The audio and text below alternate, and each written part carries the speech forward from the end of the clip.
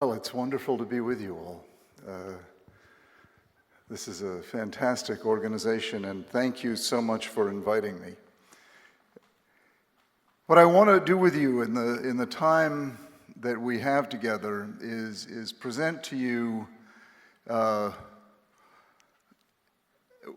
what I think is an extraordinarily serious problem that's not being taken nearly seriously enough. I think it's the social equivalent of global warming, and it's having consequences equally dire, particularly upon our youth, and particularly upon boys, in ways that are going unrecognized. But don't worry, I want to give you a solution.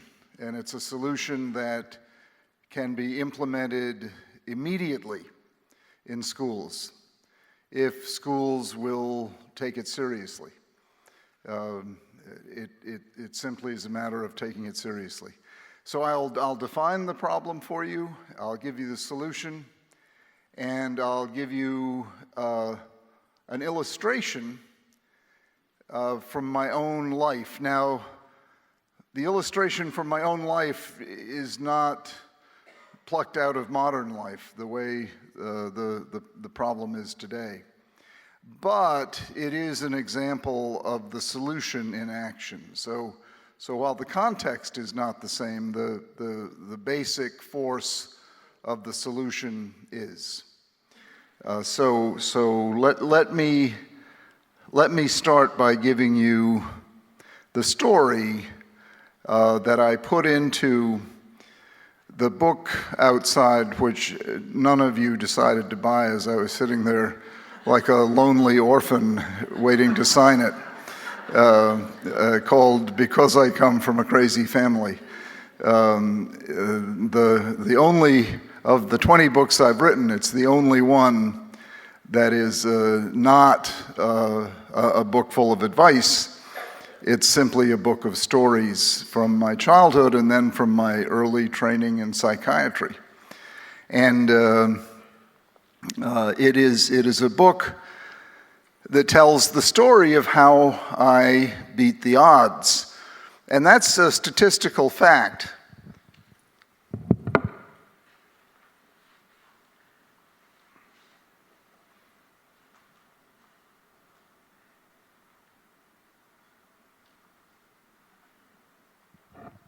There's actually a study.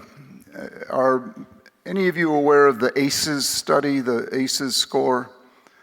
How many of you are aware of that? The Adverse Childhood Experiences study? Oh my gosh, you really should be aware. How many of you run schools? How many of you run schools? Okay, well you really should know about this study. It's called the Adverse Childhood Experiences score. And it was undertaken, some years ago, and it looks at adverse childhood experiences and then it quantifies the most serious of them, and then it correlates those with what happens to you in adulthood. And it determines what are the most salient, the most difficult to overcome, and then it lists them.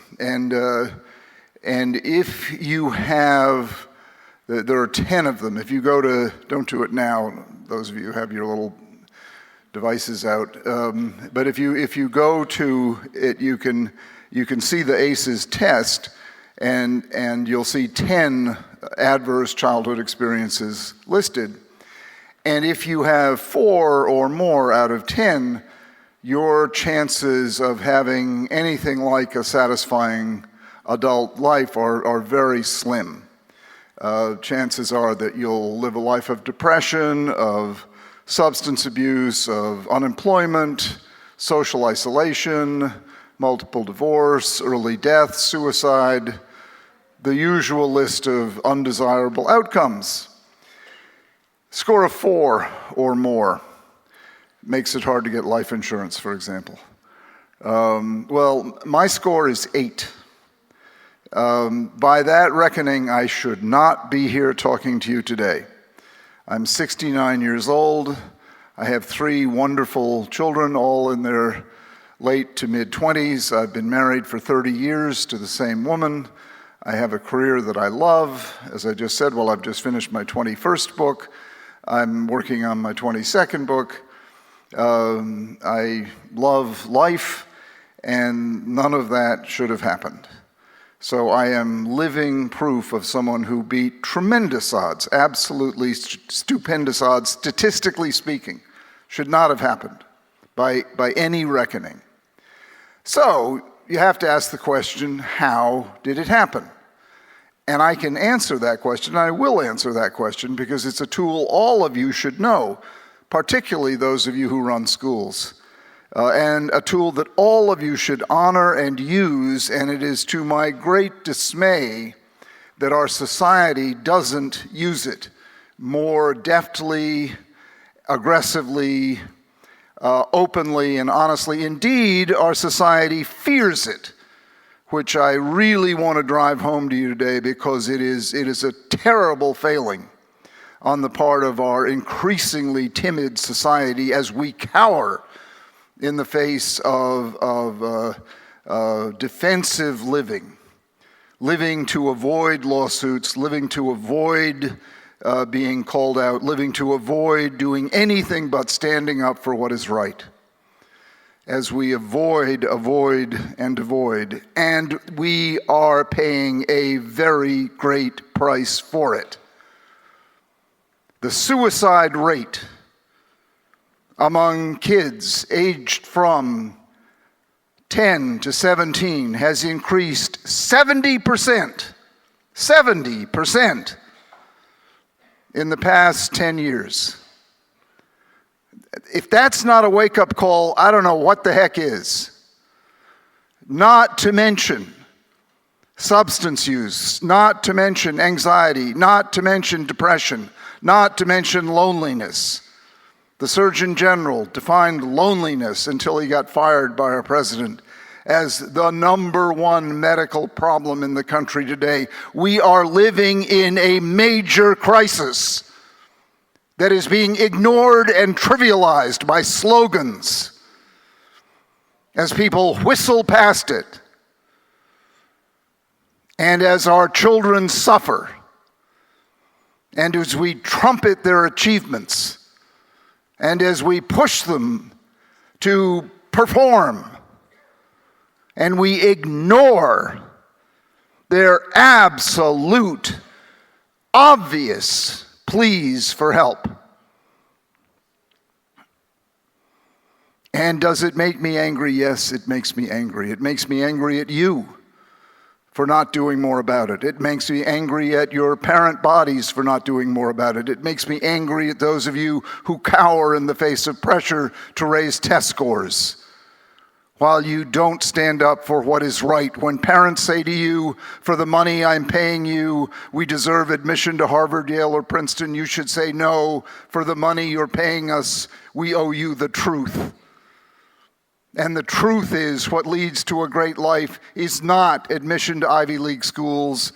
What leads to a great life are the attitudes you develop while you're in school. And those attitudes are self-esteem, an ability to tackle big problems, the ability to connect with other people, a sense of optimism, a belief in certain principles.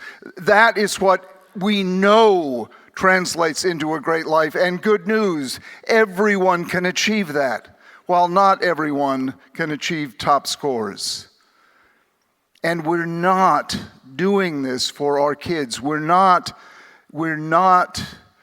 honoring, teaching, inculcating what matters most. So what saved me? How did I beat the odds? I went to your schools. I went to a little boys' school in Charleston, South Carolina, back when it was called the Gowd School. It's since merged, and now it's called Porter Gowd, but then it was a little boys' school called Gowd. And then I went to what was then a little boys' school called Fessenden. It's now a bigger school, still called Fessenden. I was a boarder there from 5th grade to 8th grade. Absolutely saved my life. And then I went on to Exeter when it was still a boys' school, and it continued to save my life. And then I went on to a co-ed school called Harvard, and then a co-ed medical school called Tulane. And those schools saved my life. Now, saved my life from what? Well, I come from an old WASP family, characterized by what I call the WASP triad, which is alcoholism, mental illness, and politeness. They were wonderful people. It's just they were drunk and crazy most of the time. And you know, so my dad came home from World War II. He'd been a All-American hockey player at Harvard, and then he went to work for Goldman Sachs and did very well. But then and had my two brothers. But then he got called to war, and he captained a destroyer escort. And when he got back, he went crazy. And back then, if you went crazy, you got diagnosed schizophrenic and you were given shock treatments. So he was given shock treatments. And they decided to send him home one day on a trial visit to see how he'd do. And they shouldn't have sent him home because he was still psychotic.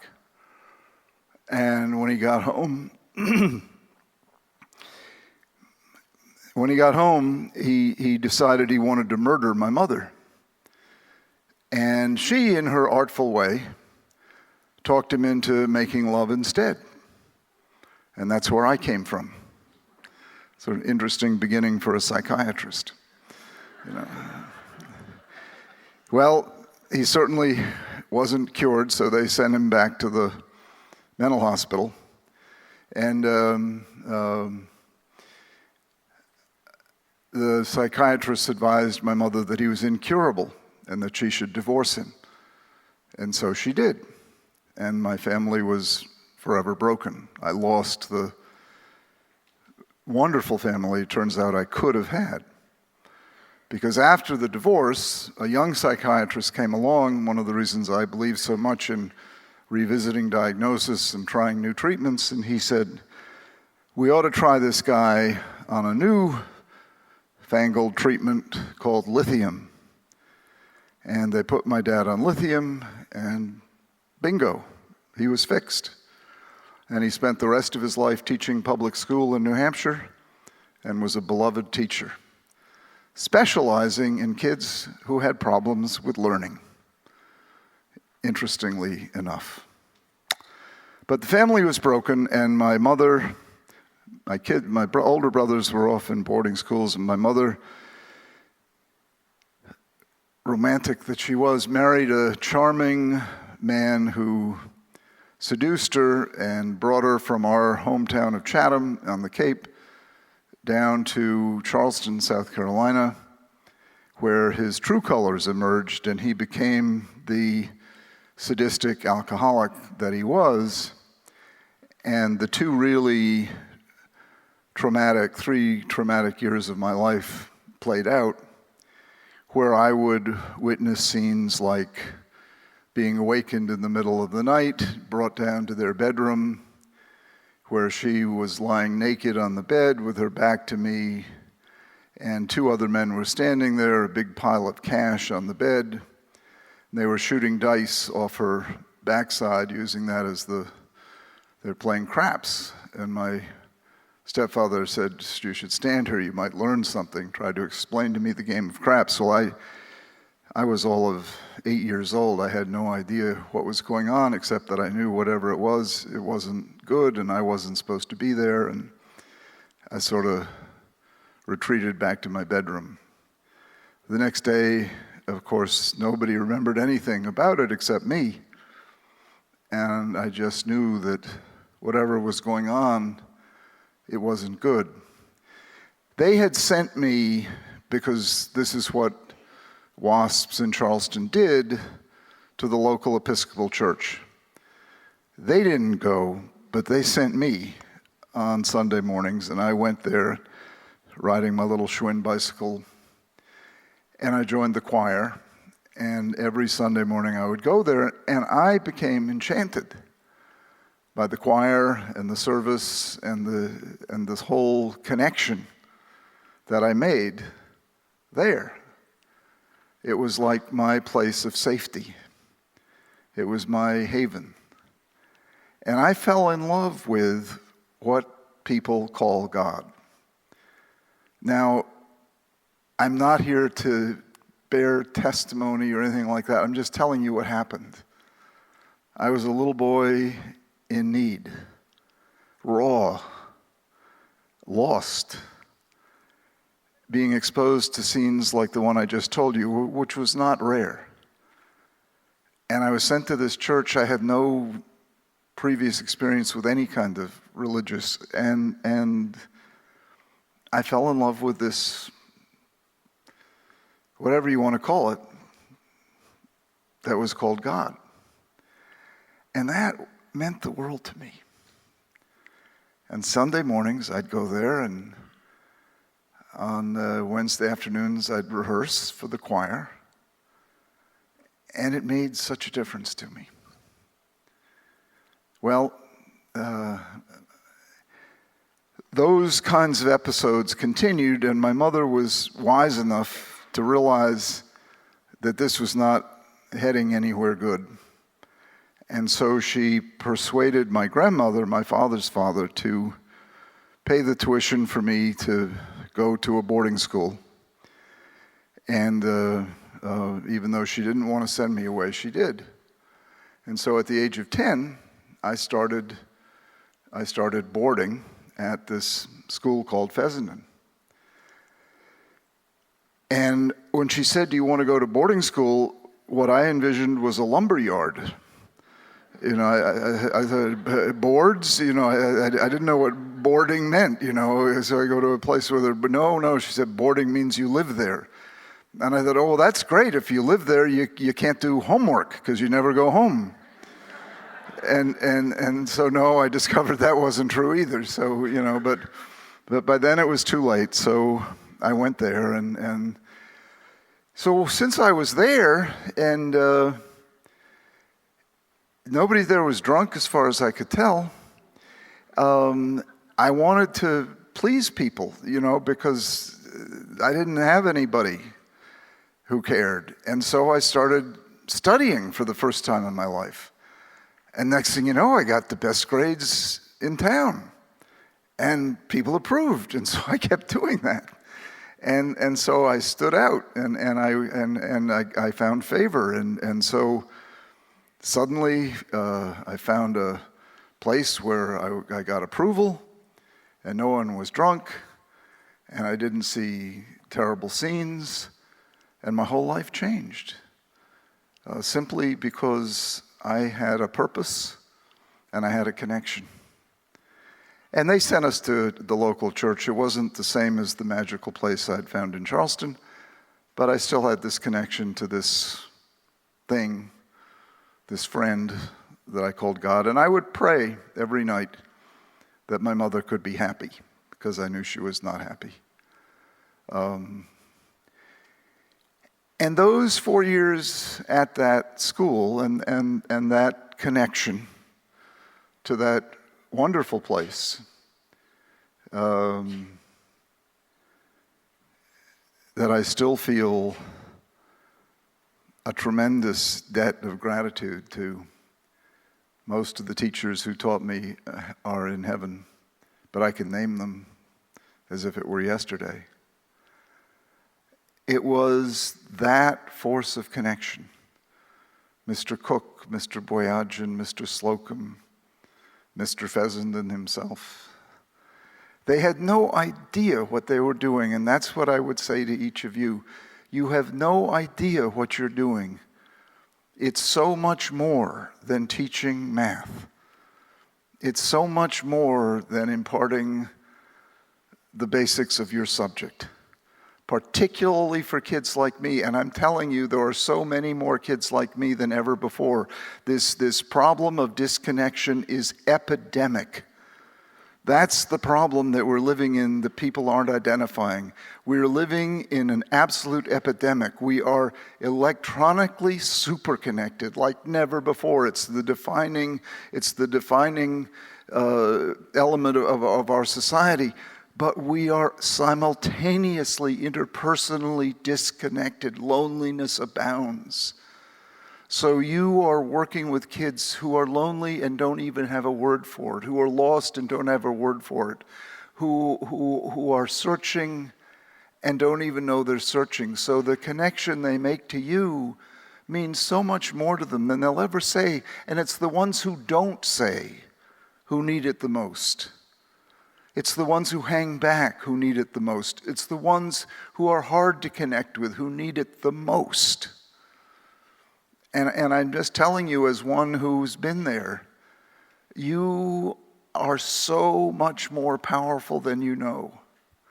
And those teachers, one of them, Mr. Magruder, I spoke at his funeral only a couple of months ago because he ended up singing in the choir at the church I attend now in Cambridge, Christ Church. And imagine my surprise when he came walking down the aisle 25 years ago singing in that choir when I joined that church.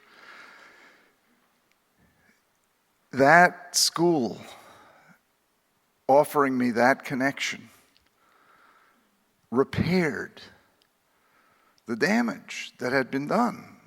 A psychotic father, an abusive alcoholic stepfather, an alcoholic mother. My mother became alcoholic along with him. 2 so-called learning disabilities, ADHD and dyslexia, which I have, although I wouldn't trade them for the world. They are considered to be disabilities. I consider them to be assets because I've learned how to turn them into assets.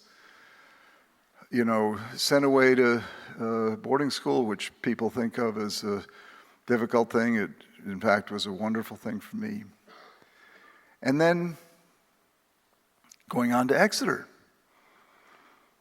another transformative experience, sitting at those round tables where, you know, people think of it as such a tough school. Those round tables are absolute hotbeds of connection. Those round tables are you know, you're just inviting to play. Play is the highest activity of the human mind. And how do you instigate play? You ask an open-ended question. And that's what happens at a roundtable discussion. It's all open-ended questions. And the minute you ask an open-ended question, the imagination engages. And that's what play is simply the engagement of the imagination. And suddenly you're off and flying. And when you're playing, it's open season. No one's better than anyone else. It's not about who can memorize the best. It's who can play. And so I was set free between Fessenden and then Exeter, the connection and the permission to play. And then the implicit challenge to try to do more. And that's again what you can offer. That you don't have to explicitly state, but what your culture of excellence can provide without the pressure, without the explicit statement, and I'll tell you how my 12th grade English teacher did it for me and changed my life forever. I love those dulcet tones. Please respond. If it's important, you've got to get on it. I know as a doctor, people need me, I've got to answer. And we're all needed somewhere. That's part of connection. We're all needed, and we can be reached, and that's a wonderful thing. We can be reached. The way he brought out the best in me, my 12th grade English teacher, Fred Tremallow, who's now also in heaven, he challenged me, 12th grade year, to write a novel. He handed back a 3-page paper, and he wrote at the bottom of it, "Why don't you turn this into a novel?" And I thought to myself, gee, I knew Exeter was a tough school. I didn't know I had to write a novel. But I was the only kid he challenged to do that. So I thought, holy moly, he thinks I can do that. And I thought, wow, maybe I'll try. So, one page at a time, that's how you do that. I started doing it. And the next thing you know, it started to grow. And that's what happens, one page at a time, it grows. Well, by the end of the year, the darn thing had become a novel. And it won the Senior English Prize. And it gave me, what it did for me, was it got me to prove to myself that I could do something I would have thought was impossible. That's an amazing thing if you can do that for a kid, for anybody. If you can get them to prove to themselves that they can do something they would have thought was impossible. And you know what? Every kid has it in them. That kid doing that beatboxing, is that what it's called? He would have thought that was impossible. And now he's a world master. I mean, you can get someone to prove to themselves they can do something they would have thought was impossible. That's life-changing, because once you do it once, you do it forever. I've been doing it ever since. Most of what I try, I fail at, and I keep trying. You know, people would say that's foolish. No, it isn't. It's why I love life. I keep getting a chance. That's what golf is all about, you know? You keep trying and you keep failing. So it's that one good shot. So once it's the love of the game that matters. It's not the succeeding or failing, it's the love of the game. And Fred Tremolo gave me the love of the game by showing to me that I could do something I would have thought was impossible. So I don't hang back anymore. I keep failing. And that's what a great life is all about. Just keep failing. And so you all have a chance to give that gift to your students, to find something where you can draw out of them more than they thought they had. And it is through the power of connection. I thought Fred was nearly God. I thought he was so special.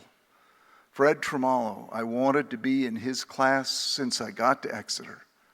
And finally in 12th grade, I was there. And when that man said, "Why don't you write a novel?" he could have said, "Why don't you run through a brick wall?" "Sure, Fred, I'll do it." And gosh darn if I didn't do it. Again, that's the power of connection. Some coaches do it. Some teachers do it. You all do it. That's the power of connection. And that is what changes lives more than anything else. There is nothing in the world that changes people more for the good than the force of connection. I call it the other vitamin C, vitamin connect. Nothing is more powerful than that. At its most distilled, we call it love. Another word we trivialize, another word we toss off as if it were love. It's only the most powerful force there is. And then as it attenuates, I call it connection. Oh my God, honor it. Cultivate it. Hold on to it. Dedicate your whole school culture to it, because without it, you get 70% increase in suicide. Without it, you lose course. Without it, you have parents directing the school in crazy ways. Without it, you have what happened to the Harvard chemistry department. I was called in some 20 years ago when their most gifted graduate student committed suicide and left a note explicitly blaming Harvard. Explicitly. And the chair of the department brought me in and we looked into it. Turned out that was like the 5th suicide in that department in the past 6 or 7 years. A virtual hotbed of suicide. And we set about looking into it, and what did we find? We found this just bleak swamp of darkness, of disconnection. It was all about, in Harvard, in its arrogance, saying, if you can't stand the heat, get out of the kitchen. Yeah, go kill yourself. And Jim Anderson said, no, this comes to an end. This stops here. And we set about, got some money out of the administration, and set about changing the culture of the place. And it was took some work, but you can do it. And we did things like set up an espresso bar and set up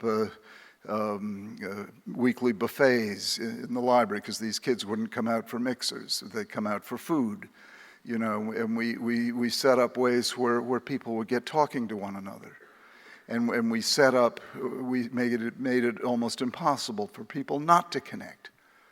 And the next thing you know, there weren't any more suicides, and there hasn't been one since then. It's grim, but it's a statistically significant statistic. And the productivity, contrary to what people might have thought, has gone way up. The notion that excellence occurs in direct proportion to suffering is wrong. Excellence occurs in direct proportion to good suffering. Studying, lifting weights, practicing scales. Excellence occurs in inverse proportion to bad suffering, paranoia, depression, anxiety. So connection reduces bad suffering and promotes the desire to do good suffering, studying, lifting weights, practicing scales. It is so clear, the benefits of connection. And it is so amazing to me how people walk past it. And now, in today's world, how schools and institutions literally fear it. Fear it. When I was in first grade, before I started going to private boys' schools, when I was in first grade in Chatham on Cape Cod, 1956, I showed up, and it quickly became apparent that I couldn't do the thing you're supposed to do. I couldn't read. And all the other kids were learning their phonics and C-spot run. I couldn't do it. And we'd be sitting at these little round tables taking turns C-spot run. And come to be my turn, and I'd stammer, I'd stutter, C-spot run, couldn't do it. And I'd just sit there and stammer and stutter. Well, back then, if you were a little boy or girl who couldn't learn to read, they didn't have specialists like me. They didn't have evaluations. If you had a reading problem, your diagnosis was obvious. Stupid. You know, and treatment plan, try harder. And help you try harder, put you in the corner or put you on a dunce cap. Well, I was lucky. I had a teacher who knew there was more to it than that. Her name was Mrs. Eldridge. And she had no formal training in reading that I know of, but she'd been teaching first grade for about 75 years. You know, and she was this short lady, very, very wide, and during reading period, she would simply come over and sit down next to me. And it was back when old ladies used to wear a lot of powder, you know. So she'd sort of arrive like a sugar donut, you know, and it's sort of sprinkling, you know, and she'd sit down next to me with this cloud of powder, you know, and she'd put her arm around me. So there'd be her forearm there and my little head here and this enormous cushion right here. And she would hug me into that. And I would feel so safe. And none of the kids would laugh at me as I would stammer and stutter because I had the mafia sitting next to me. And that was my treatment plan, was Mrs. Eldridge's arm. That was my IEP. I looked forward to reading period. That's pretty amazing to take a 6-year-old little boy and have him look forward to publicly demonstrating his incompetence every day. But I looked forward to that hug. And without knowing it, I looked forward to the chance to let the talented part of my brain slowly inch its way out. Now, by the end of the year, I was still the worst reader in the class. I have dyslexia, you know. But The part that could learn to read was beginning to get a chance, thanks to that arm. Had I had a different, punitive, old-fashioned, yucky teacher who shamed and humiliated me, that would have gotten sealed over and buried. But that didn't happen, thanks to this angel, Mrs. Eldridge. Now, to this day, I'm an incredibly slow reader. I have dyslexia. My wife says, I don't know how you know anything. It takes me so long to read a book. But I majored in English at Harvard while doing pre-med, and they did require that I read some books. So none of that would have happened without her. She cured the real disabilities, which are shame and fear and believing you're stupid. Those are the real disabilities. And she cured those. She cured those completely. From then on, I didn't believe I was stupid. If I couldn't do something, it wasn't because I was stupid. That woman changed my life forever.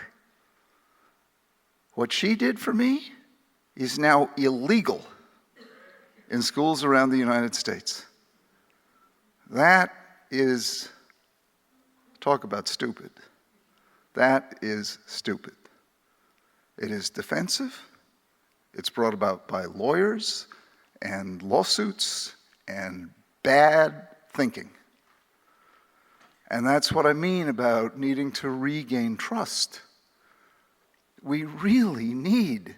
So if I were running a school, I would right away today implement a policy to measure connectedness scores on every student.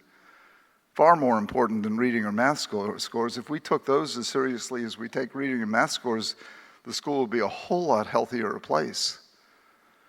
I would have connectedness interventions based on the same things we did at the Harvard Chemistry Department, the same principles. They work, they're simple, they're inexpensive, and they really help everybody, not just the kids who feel disconnected. I would get my attorneys to figure out ways around these stupid rules so that we can compliment one another, touch one another, like one another. I'd figure out ways to create warmth and praise and break down these barriers of politically correctness mandated paranoia and mistrust. And it's just nobody likes it. Nobody likes living in a world of keeping 10 feet apart.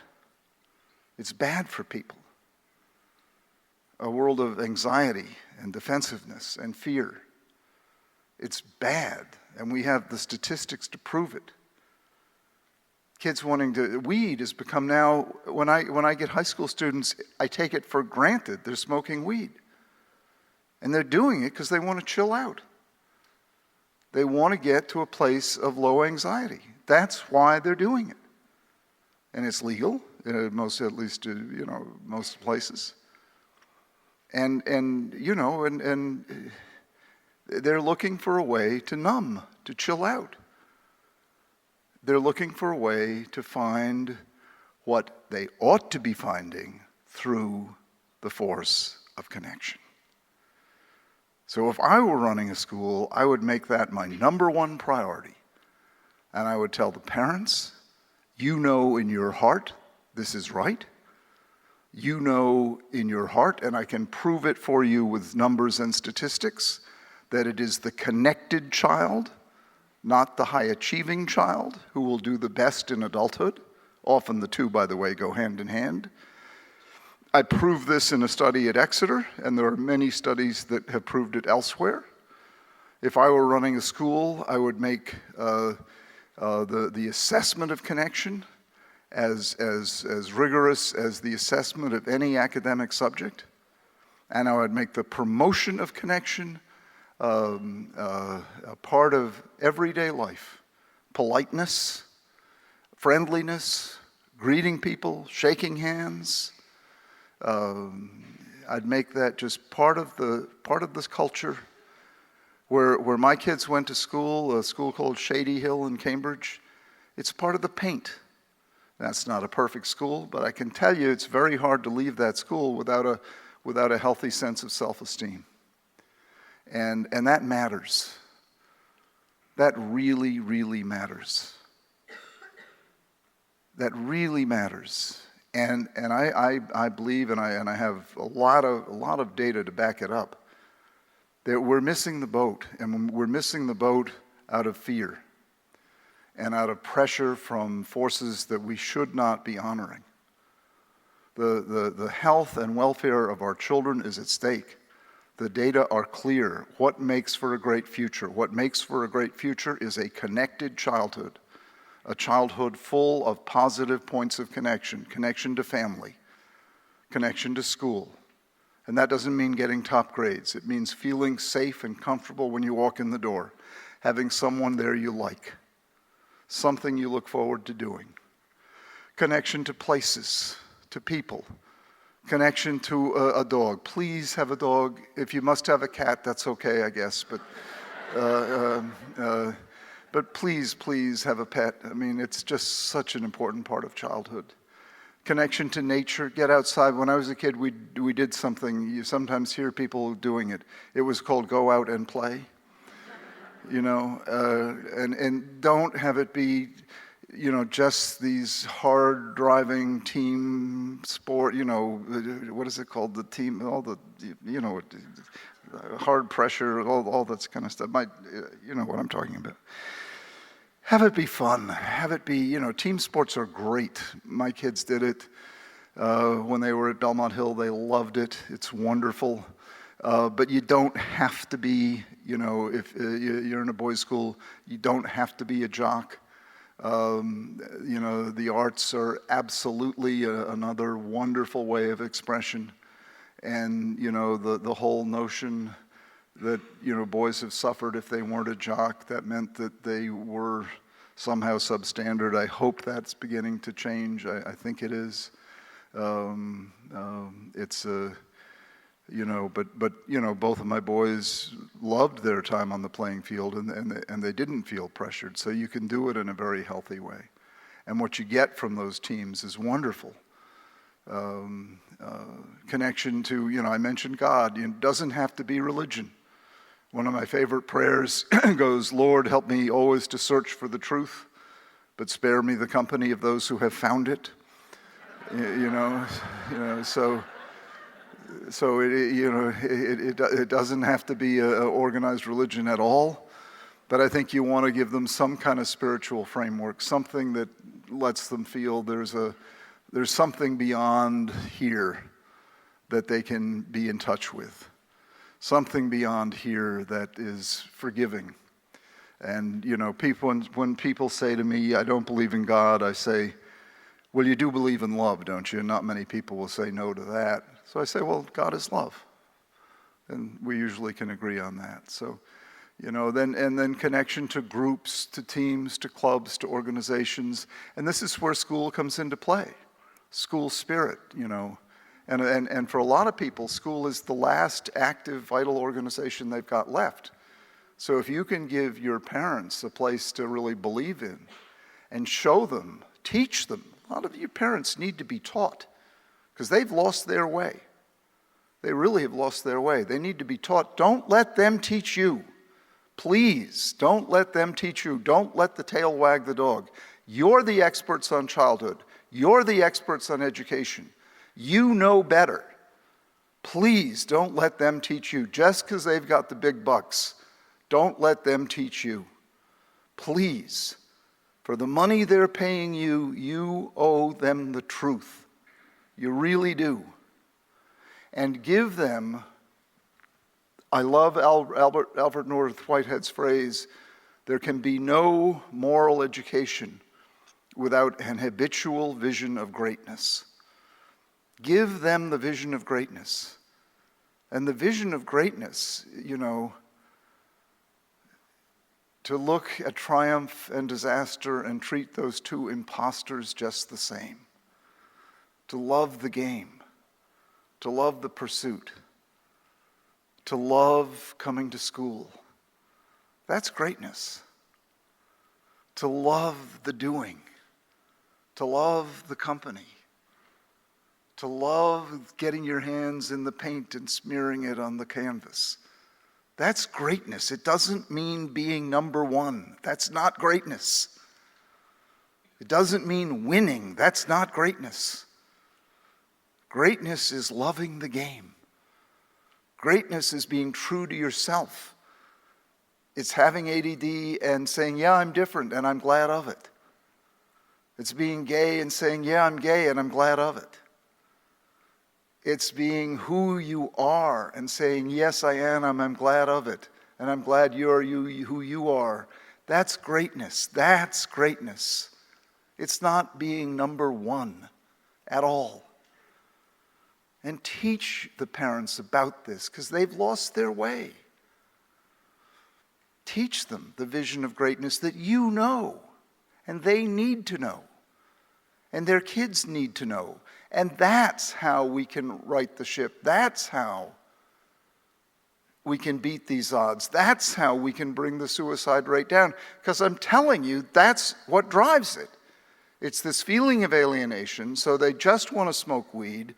It's what drives the anxiety, the feeling of pressure, the feeling of they won't find a way, they won't make enough money, they won't be able to supply all the goods that they think they're supposed to supply, when all you really need for a wonderful life is a friend, some way, something you like to do.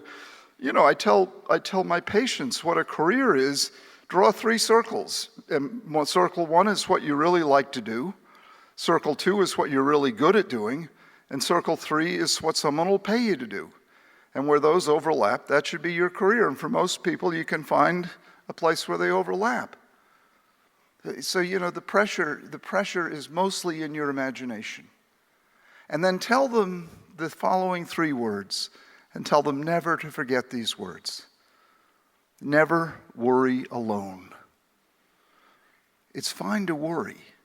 Just never worry alone. And if you don't worry alone, you quickly change worrying to problem solving. When you worry alone, it quickly becomes toxic worry. But when you worry with someone, as long as it's not an eternal kvetch, when you worry with someone, it becomes problem solving. So teach your kids from as little as they can possibly be, never to worry alone. This is how we'll solve this terrible problem we're facing right now. This problem, this epidemic of disconnection, this epidemic of loneliness amidst tremendous electronic connection, this epidemic of people fearing they won't make a living, they won't get enough goods, they won't find enough friends, they won't be famous enough, they won't be important enough, they won't be pretty enough, thin enough, famous enough, you fill in the blank enough. And instead, they can be happy with the words of the rabbi who said, happiness is not having what you want. It's wanting what you have. And they can practice the wonderful art of cherishing, savoring every day what you've got. And believe me, all the kids and all the parents who are lucky enough to go to your schools have plenty. What they need to learn is the art of wanting what they have, one another, the tools that they've got and how to develop them and use them and enjoy them. The courage to write that novel, to build that boat, to start that on-campus business, to learn this turning burps into music,